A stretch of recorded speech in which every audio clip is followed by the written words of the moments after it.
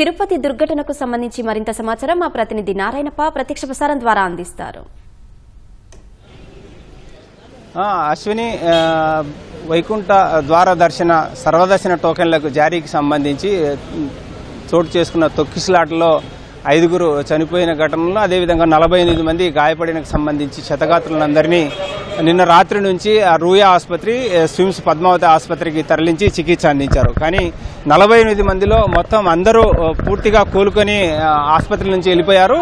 ఇప్పుడు వరకు మిగిలిన వారిని అందరినీ కూడా రూయా ఆసుపత్రిలో ఉన్న వారిని కూడా స్విమ్స్ ఆసుపత్రి, పద్మావతి మహిళా వైద్య కళాశాల ఆసుపత్రికి తీసుకొచ్చారు. మనం ఒకసారి చూడొచ్చు, పద్మావతి మహిళా వైద్య కళాశాల ఆసుపత్రి సమీపంలోనే ఉన్నాం.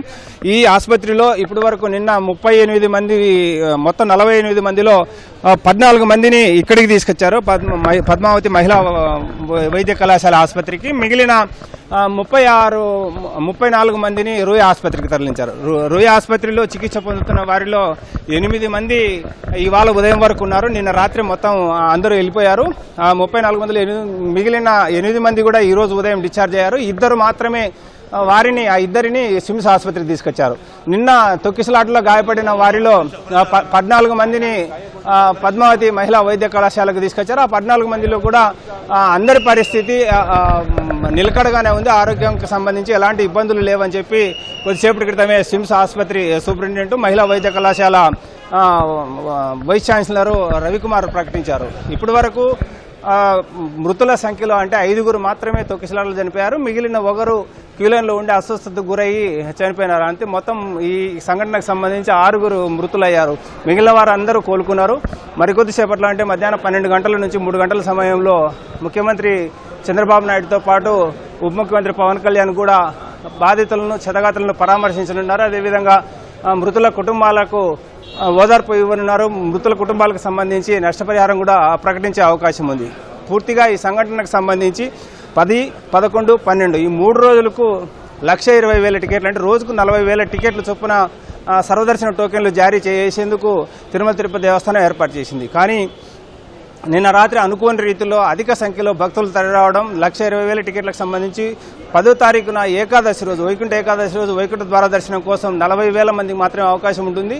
ఏకాదశి రోజు దర్శనం చేసుకోవడానికి అవకాశం కావాలని భావించిన భక్తులు అధిక సంఖ్యలో తరలి వచ్చి తిరుపతి నగరంలో ఏర్పాటు చేసిన 9 ప్రాంతాల్లోని 91 కేంద్రాల వద్ద భారీగా చేరుకున్నారు. ఇవాళ ఉదయం 5 గంటల నుంచి టోకెన్లు జారీ చేయడానికి టీటీడీ నిర్ణయం తీసుకుంది. కానీ నిన్న ఉదయం నుంచే, నిన్న ఉదయం 11 గంటల నుంచే భక్తులు అధిక సంఖ్యలో కేంద్రాలకు తరలి రావడంతో నిన్న రాత్రే టోకెన్లు జారీ చేశారు. ఈరోజు తెల్లవారున 5 గంటల సమయానికి పూర్తిగా 3 రోజులకు సంబంధించి 1,20,000 టికెట్లు భక్తులు తీసుకుని వెళ్ళిపోయారు. అంటే 3 రోజుల పాటు ఈ టికెట్లు తీసుకున్న భక్తులందరూ ఈ తిరుపతిలో కావచ్చు, తిరుమలలో కావచ్చు స్టే చేసి స్వామివారిని దర్శించిన తర్వాత తిరిగి ఎక్కిపోయేందుకు అవకాశం ఉంది. కానీ ఈ నిన్న పద్మావతి పార్కు వద్ద, అంటే బైరాగపట్నంలోని పద్మావతి పార్కు వద్ద చోటు చేసుకున్న సంఘటన కేవలం కొందరు పోలీసు అధికారులు నిర్లక్ష్యంగా వ్యవహరించడం మూలంగానే ఈ పరిస్థితి చోటు చేసుకుందని అక్కడ విధులు నిర్వహిస్తున్న డీఎస్పీ రమణమూర్తి పూర్తి స్థాయిలో భక్తులను అదుపు చేయడం కానీ, లేకపోతే గేట్ను తెరిచే సమయంలో బాధ్యతగా లేకోకుండా ఒక్కసారిగా గేట్ తెరవడంతో తొక్కిసలాట జరిగిందని చెప్పి పరామర్శించేందుకు వచ్చిన టీటీడీ బోర్డు సభ్యులతో కావచ్చు, లేకపోతే టీటీడీ అధికారులతో కావచ్చు బాధితులు అభిప్రాయం వ్యక్తం చేశారు.